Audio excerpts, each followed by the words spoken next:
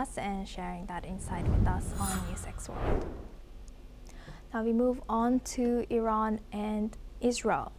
Iran's Foreign Minister Abbas Araghchi has sharply criticized Israel, calling its military expansion a doctrine of domination, has made these remarks in Doha, Qatar.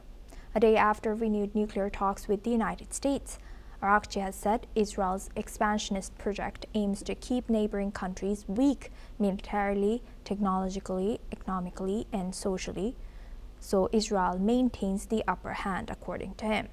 He has accused Israel of freely building its military arsenal, including weapons outside any inspection regime, while pressuring other countries in the region to disarm. He has added that countries attempting to strengthen their defense or pursue scientific progress face sanctions and restrictions. Araghchi has stressed that this is not about arms control or security, but about enforcing permanent inequality. His comments come after previous nuclear talks collapsed following last June's Israeli bombing against Iran, which triggered a 12-day conflict. Let's listen in to Iran's Foreign Minister Abbas Araghchi. Israel's expansionist project requires that neighboring countries be weakened, militarily, technologically, economically, and socially, so that the Israeli regime permanently enjoys the upper hand. Under this project, Israel is free to expand its military arsenal without limits, including weapons of mass destruction that remain outside any inspection regime. Yet, other countries are demanded to disarm. Others are pressured to reduce defensive capacity. Others are punished for scientific progress. Others are sanctioned for building resilience. Nobody should be confused. This is not arms control. It is not non-proliferation. It is not security. It is the enforcement of permanent inequality. Israel must have a military intelligence and a strategic edge, and others must remain vulnerable. This is a doctrine of domination. Now we welcome retired Colonel Sanjay Sirohi. He's an international relations and defense expert, joins us live from New Delhi. Thank you very much, Colonel, for joining us again. Good to see you. Now, what are we to make of these strong statements, if I may say, coming in from Iranian Foreign Minister? Well, thank you very much, Asuma, for having me on your news channel and discussing something very, very important and very serious. Now, after the Friday talks, this is the first time Iranian foreign ministers have given a statement, and that statement categorically says that there is a doctrine of domination which is being followed by Israel. Now, to some extent, what he is saying is absolutely correct, because Israel, there is no restriction on Israel as far as the nuclear weapons are concerned. There is no restriction on their missile program or any other military development which the Israelis taking place, doing, whether technology advancement or other quality as well as the quantity part. But when it comes to specifically to Iran, then there are a lot of restrictions, there are a lot of curtailments. They are not allowed to enrich their weapons. They are asked to have a cap on their long-range missiles. So that what he's saying is absolutely correct, but we have to go into the background of why this thing is happening, why the Americans or the Israelis don't want that Iran should have all these weapons, because Iran for last quite a number of years, maybe a decade or more, Iran is supporting their proxies like Hamas in Gaza, Hezbollah in Lebanon, Houthis in Yemen, and some proxies in Iraq as well as in Syria.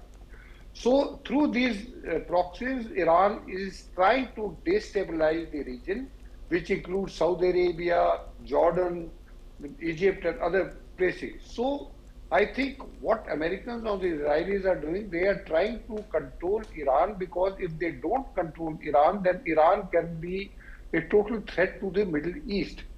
So I think it is because of the background that all these restrictions are being imposed on Iran. And if Iran stops supporting their proxies, if Iran stops interfering in internal matters of other countries, then what their Foreign Minister Araghchi is saying is absolutely correct. Then the restriction should be on everyone, and Iran should not be singled out. Asuma.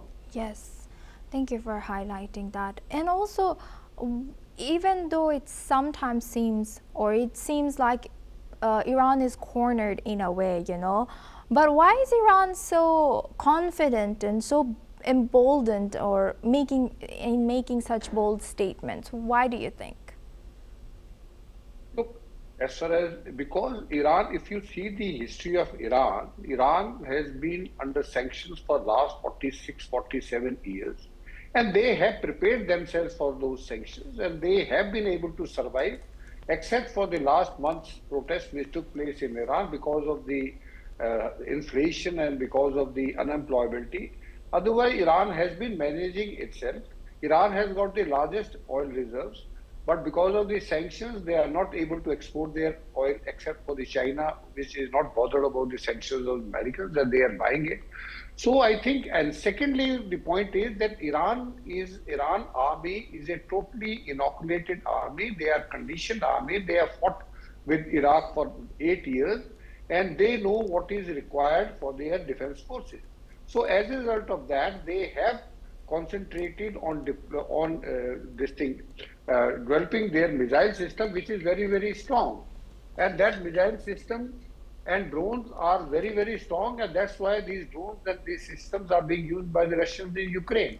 So I think it is because of their defense potential, because they know they cannot hit America, the mainland, but they also know that they can hit the American bases all around Middle East and including Israel. And with their latest missile, which has got a range of 2,000 kilometers, they are able to take on each and every target in the Middle East or the American bases in the Middle East. So I think it is because of that they are showing so much of confidence, and because of that confidence, there is still a reluctance on part of US administration to go in for all-out offensive, because they are also not very clear. Although they may start the war, they will win the war, but the damage the Americans will face with fighting with Iran will also be enormous. Asuma. With that, I'd like to thank a retired Colonel Sanjay Sirohi for joining us and sharing that insight. Now we move on